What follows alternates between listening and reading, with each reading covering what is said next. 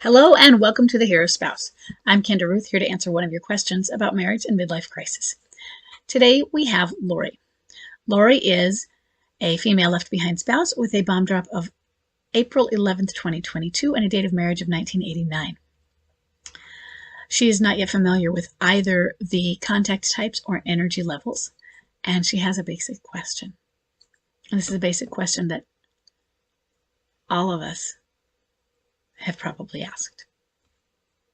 And it's not always a question we can answer, but it is that cry out for wondering and answers.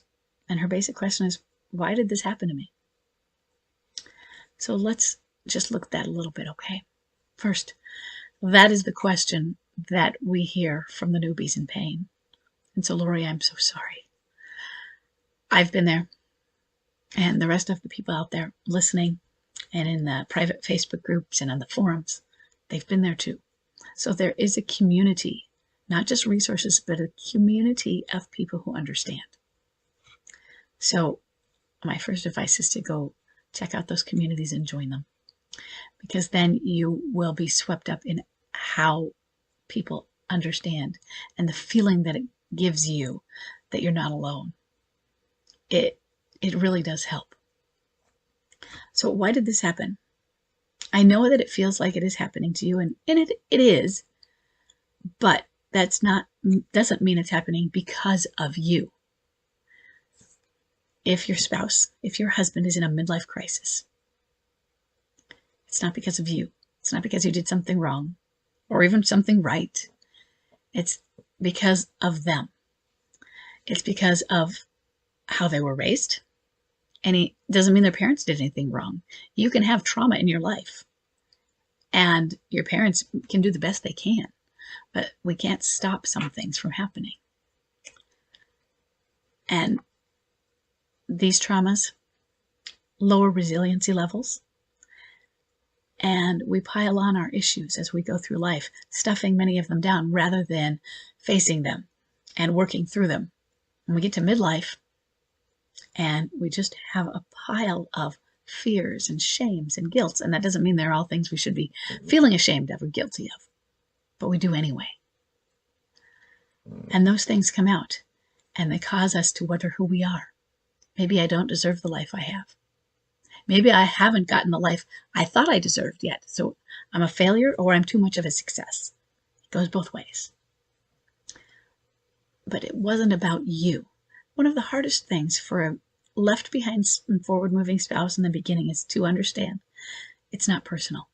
If it's a midlife crisis, they aren't leaving you, or they aren't leaving because of you. It's not personal, even when they say it is. And why do they say it is? Because they need to project blame. Because if they say it's not you and then they look back and say it's them, then they know they have the work to do. But MLCers, part of the problem within MLC that causes it to be a crisis is they deny that it's them, and that they do run away. Now, some of them don't necessarily deny verbally. They might say, it's my problem, or you were great, but they still don't work on themselves. They don't have self-insight. Some of them recognize, maybe it's a martyr, where they recognize it's me, you're wonderful, you're perfect, and so they have a martyr syndrome. You'll be better off without me. And others completely project and blame on the spouse. You are the evil one. Either way, that's something they're saying and doing and feeling inside, and it really doesn't reflect about you. It's not who you are. And that is not to say that you are perfect and without flaw. But somebody else's midlife crisis, even if you've been together for 33 years, still not your fault. Was it inevitable? Who knows? We can go over that, and you'll never know if it's inevitable because it happened, right? But why is it happening to you? If you want some sort of existential answer like fate and we're supposed to go through this, I don't have that one for you. Is it the best thing for you or not in your life journey? I don't know, but I know that it's something that's happening to him. And because of that, you're the shrapnel. You're the byproduct, the destruction that happens to you. And so what you need to do is you need to heal. And I know it's really hard when all you want is your husband back. The thing is, we don't get them forward. I'd prefer forward rather than back. We don't get them forward if we don't heal ourselves, because they're broken. And two broken people don't make a reconciliation that is going to be successful. So your job is to heal yourself so that your spouse can go through their journey, and if they come through it towards you, you are healed and blooming. And that is an attractive force. And it's not easy, but we can all help you with it, because the community of left behind and forward moving spouses is going through it with you and understanding.